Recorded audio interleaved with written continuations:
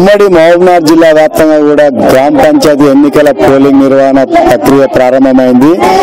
ఉదయం 7 గంటల నుంచి కూడా మొత్తం అధికారులంతా కూడా తగిన ఏర్పాట్లు చేయడంతో ప్రజలంతా కూడా పోలింగ్ కేంద్రాలకు చేరుకొని క్యూ లైన్ లో మొత్తం తమ ఓటు హక్కు వినియోగానికి కూడా సిద్ధంగా ఉన్నారు. ప్రస్తుతం మనం ఏదో కోయిల్కొండ మండలం గార్లపాడు గ్రామంలో ఉన్నాం. మొత్తం కూడా ఇక్కడ అంతా కూడా ప్రజలు క్యూ లైన్ లో ఉండి ఓటు హక్కు వినియోగించుకుంటారు. మొత్తానికి అయితే 590 గ్రామ పంచాయతీలకు గాను 122 గ్రామ పంచాయతీలు ఏకగ్రీవం కావడం జరిగింది. దీనికి సంబంధించి మొత్తం కూడా ఒక 3 గ్రామ పంచాయతీలు మాత్రం ఎన్నికలు జరగడం లేదు మొత్తం ఉమ్మడి జిల్లా వ్యాప్తంగా కూడా. ఎందుకంటే దానికి సంబంధించి ఎస్సీ రిజర్వేషన్ కావడం, ఆ గ్రామంలో ఎవరు కూడా ఎస్సీలు లేకపోవడంతో 3 గ్రామ పంచాయతీలను కూడా పోస్ట్ పోన్ ఎన్నికలు అయితే జరగడం లేదు. ఇప్పుడు ప్రస్తుతం మనం అయితే మొత్తం కూడా ఈ ఎన్నికల ప్రక్రియ కూడా మొత్తం గత కొద్ది రోజులుగా కూడా తమ గ్రామ పంచాయతీ అభ్యర్థులంతా కూడా ఎవరికి వారు కూడా హోరాహోరీగా ప్రచారం నిర్వహించిన అనంతరం కూడా ఈ రోజు మొత్తం కూడా అధికారులు మొత్తం కూడా ఎన్నికలకు ఏర్పాటు చేయడంతో పోలింగ్ నిర్వహించుకునేందుకు కూడా మొత్తం ప్రజలంతా బారు తీరిన పరిస్థితి చూస్తా ఉన్నాం. ప్రధానంగా అయితే నిన్న మధ్యాహ్నం నుంచే అధికారులంతా కూడా 11,000 మంది సిబ్బందిని మొత్తం ఎన్నికల సంఘం ఈ ఎన్నికల్లో సిబ్బందిని వినియోగించడం జరుగుతుంది. అదేవిధంగా నిన్న మధ్యాహ్నం నుంచే కూడా ఎన్నికల సామాగ్రి తీసుకొని సాయంత్రానికి గ్రామాల వారిగా చేరుకోవడం జరిగింది. ఈ రోజు ఉదయం మొత్తం కూడా 7 గంటల నుంచే మొత్తం ఓటింగ్ ప్రక్రియ కొనసాగించే విధంగా అధికారులు ఏర్పాటు చేస్తారు. మొత్తానికి అయితే మనం ఒకసారి చూస్తా ఉన్నాం. మనం మొత్తం కూడా క్యూ లైన్ లో ఉండి మొత్తం ఓటర్లు మొత్తం కూడా ఓటు నమోదు చేసుకోవడానికి కూడా వస్తా ఉన్నారు. మొత్తం ఉమ్మడి జిల్లా వ్యాప్తంగా కూడా 595 గ్రామ పంచాయతీలకు గాను 122 గ్రామ పంచాయతీలు ఏకగ్రీవం కావడం జరిగింది. మొత్తం 468 గ్రామ పంచాయతీలలో ఎన్నికలు నిర్వహించబోతున్నారు. దీనికి సంబంధించి 1309 మంది అభ్యర్థులు బరిలో ఉన్నారు తొలి విడతలో. అదేవిధంగా మొత్తం ఉమ్మడి జిల్లా వ్యాప్తంగా కూడా 3 విడతలుగా గ్రామ పంచాయతీ ఎన్నికలు జరగబోతా ఉన్నాయి. ప్రధానంగా మొదటి విడత పోలింగ్ మాత్రం ఈ రోజు ప్రక్రియ ప్రారంభం చేయబోతుంది. మళ్ళీ 2వ విడత 25వ తారీఖు రోజు ఉండబోతుంది. అదేవిధంగా 3వ విడత 30వ తారీఖు రోజు కూడా నిర్వహించబోతున్నారు. మొత్తానికి అయితే జిల్లా వ్యాప్తంగా కూడా మనం చూసుకున్నట్లయితే మొత్తం మహబూబ్నగర్ జిల్లాకు సంబంధించి 249 గ్రామ పంచాయతీలు ఉన్నాయి. దాంట్లో 39 గ్రామ పంచాయతీలు ఏకగ్రీవం కావడం జరిగింది. తర్వాత 210 గ్రామ పంచాయతీలలో ఎన్నికలు నిర్వహిస్తా ఉన్నారు. దీనికి సంబంధించి 605 మంది అభ్యర్థులు బరిలో ఉన్నారు. అదేవిధంగా నాగర్ కర్నూలు జిల్లా విషయానికి వస్తే 160 గ్రామ పంచాయతీలలో ఎన్నికలు నిర్వహించి ఉండగా మొత్తం 37 గ్రామ పంచాయతీలలో ఏకగ్రీవం కావడం జరిగింది.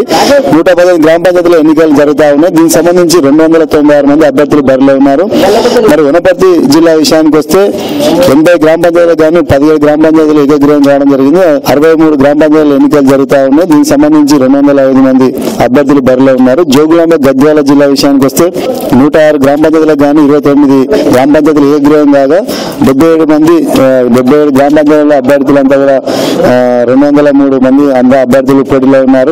మొత్తానికి అయితే ఉమ్మడి జిల్లా వ్యాప్తంగా కూడా 595 గ్రామ పంచాయతీలకు గాను 122 గ్రామ పంచాయతీలు ఏకగ్రీవం కావడం జరిగింది. 468 గ్రామ పంచాయతీలో హోరాహోరీగా ఈ రోజు ఎన్నికల పోలింగ్ ప్రక్రియ ప్రారంభమైంది. అదేవిధంగా మొత్తం 1309 మంది అభ్యర్థులు బరిలో ఉండేవారు. తమ భవితవ్యాన్ని తెలిసే విధంగా వాళ్ళంతా కూడా మొత్తం ప్రచారాన్ని నిర్వహించుకొని ఈ రోజు పోటీల్లో ఉన్న పరిస్థితి.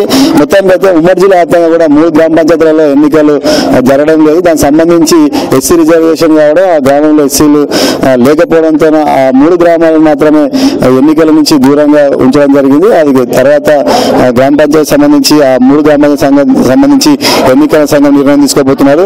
దీనికి సంబంధించి మొత్తం ఉమ్మడి జిల్లా వ్యాప్తంగా కూడా ఎన్నికల సిబ్బందిని మొత్తం కూడా 11,631 మంది సిబ్బందిని ఉపయోగించడం జరుగుతుంది. మొత్తానికైతే ఉమ్మడి జిల్లా వ్యాప్తంగా కూడా ప్రశాంతమైన వాతావరణంలో ఎన్నికలు జరుగుతూ ఉన్నాయి.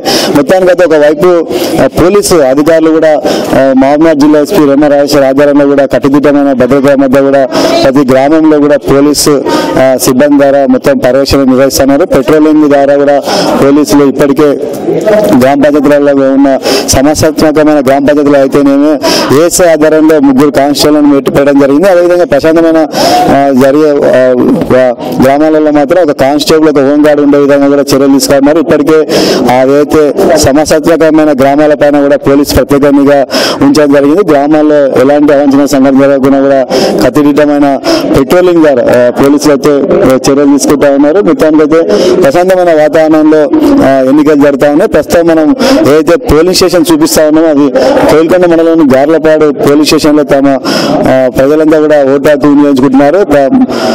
ప్రధానంగా ఈ మొత్తం ఉమ్మడి జిల్లా వ్యాప్తంగా కూడా గతంలో చూసుకున్నట్లయితే మనము ఏదైతే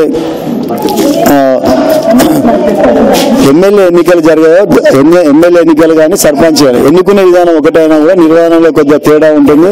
ఏదైతే ఎమ్మెల్యే ఎలక్షన్లో ఈవీఎం ద్వారా ఓటు హక్కు వినియోగించుకున్నారు, అదేవిధంగా వీవీప్యాట్స్ ద్వారా ఓటు హక్కు వినియోగించుకోవాలని చర్యలు చేపట్టారు. కానీ ఈ ఎన్నికల సంఘం మాత్రం ఇంకా గ్రామ పంచాయతీ సంబంధించి మాన్యువల్గా బ్యాలెట్ పత్రాల ద్వారానే ఇప్పటికీ గ్రామ పంచాయతీ ఎన్నికలు కొనసాగిస్తున్న పరిస్థితి అయితే ఉంది. మొత్తానికైతే సర్పంచ్ అభ్యర్థికి గులాబీ రంగు బ్యాలెట్ పత్రం, అదేవిధంగా వార్డు సభ్యునికి తెల్ల కలర్ బ్యాలెట్ పత్రం ఇవ్వడం జరుగుతుంది. మొత్తానికైతే ఏదైతే గ్రామ పంచాయతీ సంబంధించి గతంలో శాసనసభ ఎన్నికల్లో చూపుడు వేలకు సిర వేయడం జరిగింది. అయితే ఇంకా ఆ సిర కొద్ది రోజులైంది కాబట్టి వెళ్ళకపోవడంతో ఈ ఏదైతే గ్రామ పంచాయతీ సంబంధించి నడిమి వేలు పైన సిర వేయడం జరుగుతుంది. ఎందుకంటే గతంలో మనం ఏదైతే శాసనసభ ఎన్నికల్లో చూపుడు వేలు పైన వేసిన తర్వాత ఇంకా కొద్దిగా అక్కడే మార్కు ఉంటుంది కాబట్టి దీనికి సంబంధించి ఎన్నికల సంఘం ఒక నిర్ణయం తీసుకుంది. చూపుడు వేలు కాకుండా మధ్య వేలుకు మాత్రమే సిర వేయాలని చెప్పి కూడా ఎన్నికల సంఘం ఆదేశించడం జరిగింది. దాంతోపాటు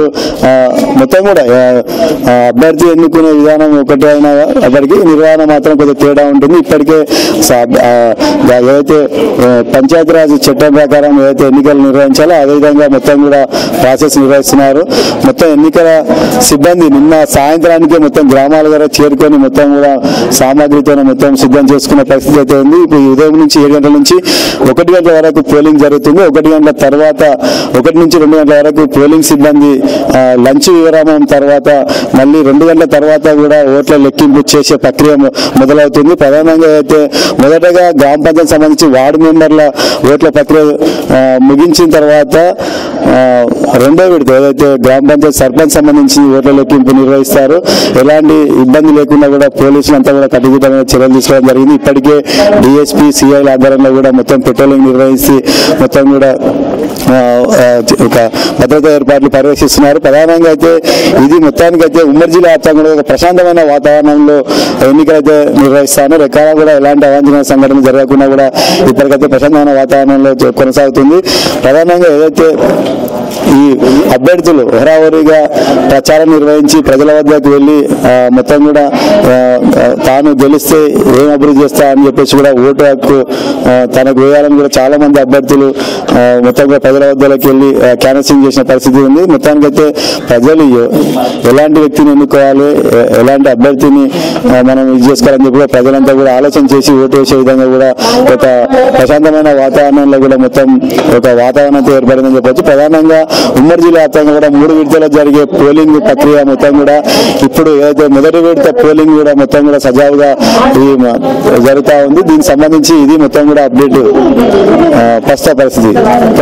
Kiran Shekhar garu, bureau chief, TG news, Mohammed జిల్లా.